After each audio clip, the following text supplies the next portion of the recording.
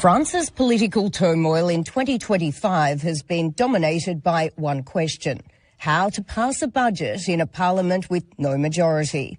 Since last year's European elections, President Emmanuel Macron has governed under fragile conditions, and without a majority, opposition parties on both the left and right have been able to block key legislation. A budget standoff earlier this year forced Prime Minister Sébastien Lecornu to resign, only to return a day later amid political paralysis. And now, with the year-end deadline missed, analysts warn the government's grip on power is weakening. He said, "I am the weakest Prime Minister of the French history of the 50 last years." And it is the truth. He gets no power, he gets no liberty to rule the country.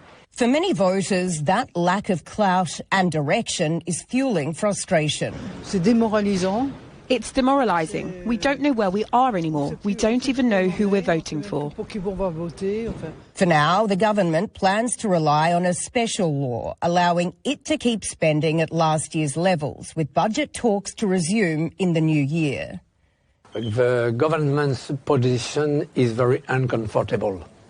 Every day, everything can crash, and we can have a shutdown in France because there is no majority.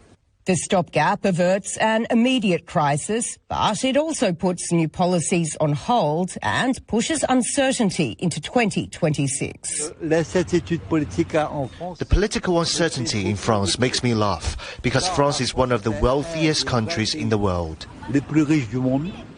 The deadlock is narrowing the Prime Minister's room to manoeuvre, also raising fresh questions about the strength of the presidency.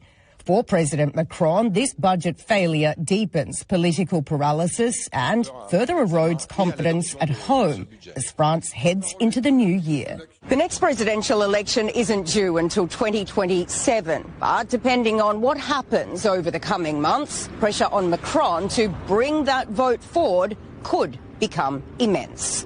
Sarah Coates, CGTN, Paris.